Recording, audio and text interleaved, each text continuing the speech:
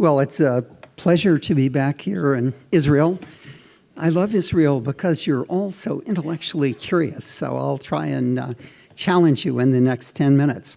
I'd like to talk about a paradigm change in medicine that I've been working on for the last 12 years, which I call systems medicine. That is, it's a systems approach to disease. And a simple analogy. Suppose you wanted to figure out how a radio worked. How would you go about doing it?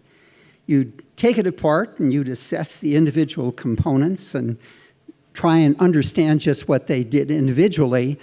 And if you did that, you'd be nowhere. You wouldn't have the faintest idea how electromagnetic waves get changed into sound waves. The next thing you'd have to do is put those components together in their circuits and learn individually how the circuits individually and collectively created that transformation. And that's the essence of what systems biology is about, looking at all the components and looking at the nature of their interactions and the dynamics of their behavior. And just so in living organisms, we have biological circuits that carry out basically information flow transfer. So with that as an introduction, let me talk about, in a 10-year period, how I envision medicine of the future.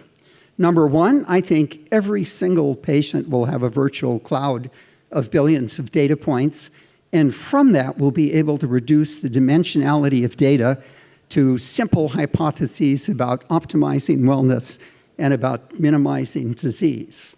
And of course, the data will be of all different types, molecular and cellular, classic chemical records, all the way out to social records. And the challenge of systems medicine is how we integrate that dimensionality together to get these models. And I point out this is far more than a genomic medicine. Genomic medicine is just one dimension of that hierarchy.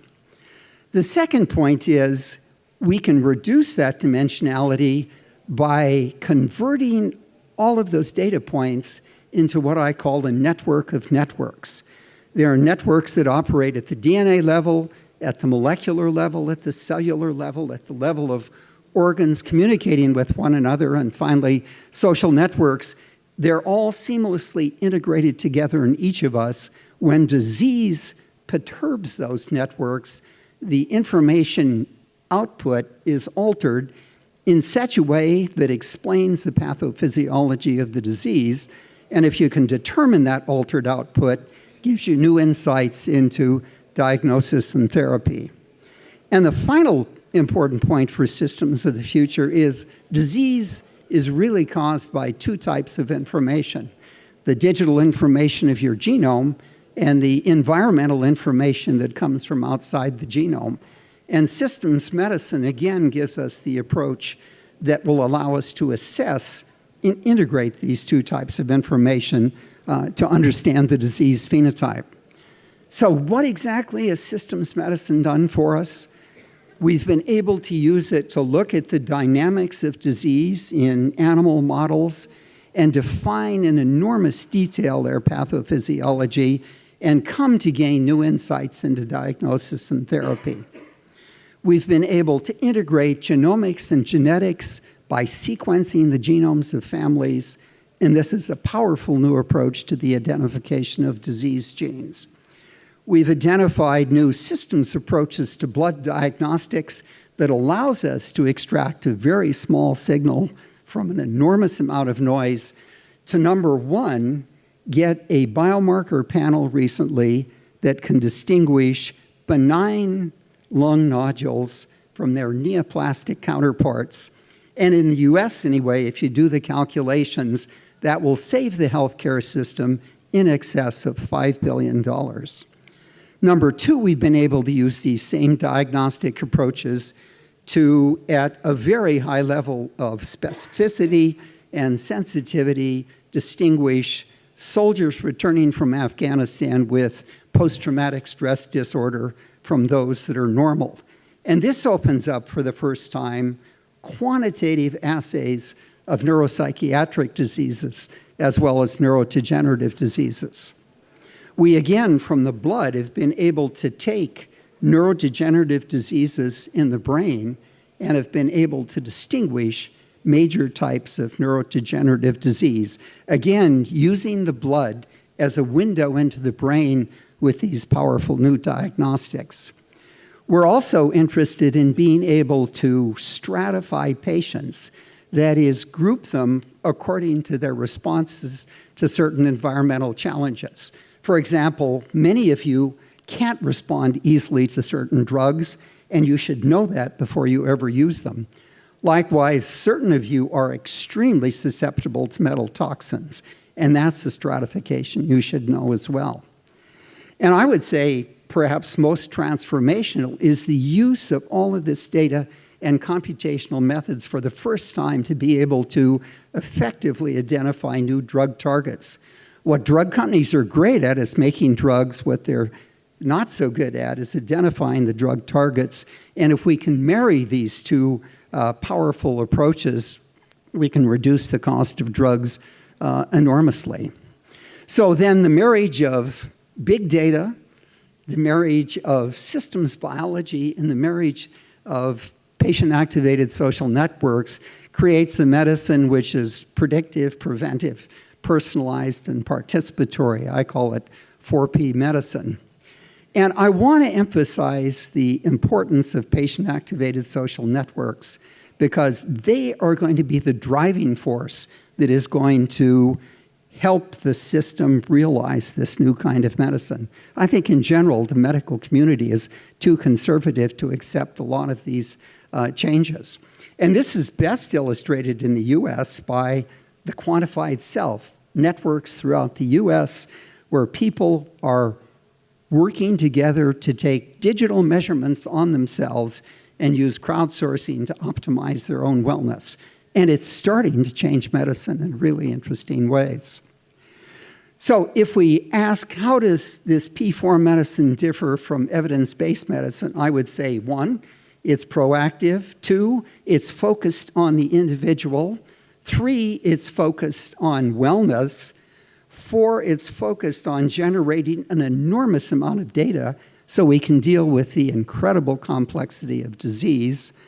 And 5, it's focused on taking the individual patient and stratifying them according to environmental challenges into small groups that have uniform responses and can be treated together. There is no such thing in the near future of individualized medicine. It'll be small group medicine.